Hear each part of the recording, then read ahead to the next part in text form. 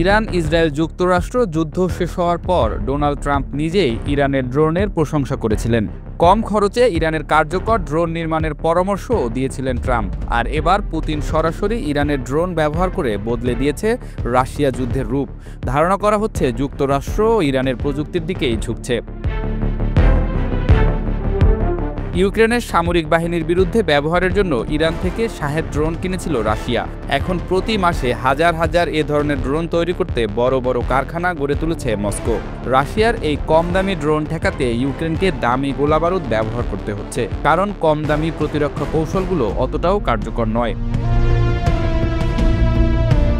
ইউক্রেনের পূর্বাঞ্চলে দেশটির সামরিক বাহিনীর বিরুদ্ধে একের পর এক অগ্রগতি পাচ্ছে রুশ বাহিনী। এই যুদ্ধক্ষেত্র থেকে বহু দূরেও রাশিয়ার হামলা চলছে।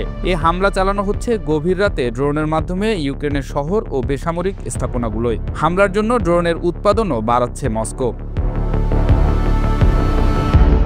এসব ড্রোনের বেশিরভাগ দ্রুতগতির বা উচ্চ প্রযুক্তির নয়, বরং সেগুলো এতটাই সস্তা যে প্রতি রাতে 700টির বেশি ড্রোন ছুটতে পারে ক্রেমলিন। বিশেষজ্ঞরা বলছেন, এই বিপুল পরিমাণ ড্রোন হামলার পেছনে রাশিয়ার লক্ষ্য হল ইউক্রেনের আকাশ প্রতিরক্ষা ব্যবস্থার সক্ষমতাকে ছাড়িয়ে যাওয়া এবং দেশটির নাগরিকদের মনোবল ভেঙে দেয়া। এখনকার হামলাগুলোতে এফপিভি ড্রোনগুলোর বেশ কয়েকটি ধরন ব্যবহার করে রাশিয়া। এই ড্রোনগুলো সাধারণত সর্বোচ্চ 15 কিলোমিটার পথ পাড়ি দিতে পারে। এফপিভি ড্রোনে করে ছোট বিস্ফোরক বহন করা যায়। এর মধ্যে রয়েছে ট্যাঙ্ক ধ্বংস করতে সক্ষম গ্রেনেডও। তবে মূল যুদ্ধক্ষেত্রের বাইরে ইউক্রেনের শহরগুলোতে হামলার জন্য ইরানের বড় আকৃতির শাহেদ ড্রোন সবচেয়ে বেশি ব্যবহার করছে রাশিয়া।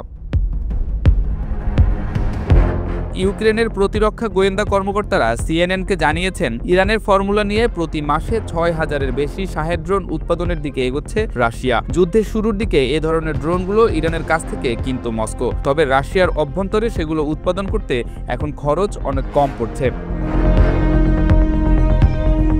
ইউক্রেনের প্রতিরক্ষা গোয়েন্দার একটি সূত্র সিএনএনকে জানিয়েছে, 2022 সালে প্রতিটি শাহেদ ড্রোন কিনতে গড়ে $2 লাখ খরচ হতো রাশিয়ার তাতারস্তান অঞ্চলের আলাবুগা ড্রোন কারখানায় সেগুলো ব্যাপক আকারে উৎপাদনের পর এখন খরচ কমে গড়ে $70,000 নেমে এসেছে। ওয়াশিংটন ভিত্তিক গবেষণা প্রতিষ্ঠান Center for Strategic and International স্টাডিজের দেয়া তথ্য অনুযায়ী শাহেদ 136 ড্রোনগুলো প্রতিটি তৈরি করতে রাশিয়ার $20,000 থেকে $50,000 খরচ হচ্ছে। এর তুলনায় ভূমি থেকে আকাশে ছোড়া ক্ষেপণাস্ত্র প্রতিরোধকের দাম $30 লাখ বেশি। এই কম খরচের জন্য প্রতি রাতে ড্রোন হামলা চালানো রাশিয়ার পক্ষে সম্ভব হচ্ছে। পাশাপাশি কোনো রাতে বড় পরিসরেও হামলা চালাতে পারছে তারা। যুদ্ধের শুরুর দিকে মাসে টেনে টুনে একবার বড় পরিসরে ক্ষেপণাস্ত্র হামলা চালাতো রাশিয়া। এখন গড়ে প্রায় প্রতি রাতেই ড্রোন দিয়ে এমন হামলা হচ্ছে বলে সিএসআইএস এর বিশ্লেষণে দেখা গেছে। সিএসআইএস এর গবেষক ইয়াসির আতালানে বলেন, শাহেদ ড্রোন সরাসরি লক্ষ্যবস্তুতে আঘাত হানতে পারছে সেটিই বিষয় নয়। ভয় ধরানো এই অস্ত্র বেসামরিক লোকজনের উপর যে প্রভাব ফেলছে এবং আকাশ প্রতিরক্ষা ব্যবস্থার উপর যে চাপ সৃষ্টি করছে সেটি মূল বিষয়। আইএসডব্লিউর তথ্য অনুযায়ী বর্তমানে ইউক্রেন ও রাশিয়া দুই পক্ষই কৃত্রিম বুদ্ধিমত্তা বা এআই চালিত ড্রোন নিয়ে কাজ করছে। এই ড্রোনগুলো এমনভাবে তৈরি করার চেষ্টা করা হচ্ছে যেন সেগুলো যুদ্ধক্ষেত্রে নিজস্ব সিদ্ধান্ত নিতে পারে, একই সঙ্গে হামলা প্রতিহত করতে পারে। এমন ড্রোন তৈরি করা হলে হামলা প্রতিহত করার ক্ষেত্রে ক্ষেপণাস্ত্র ব্যবহারের চেয়ে কম খরচ হবে।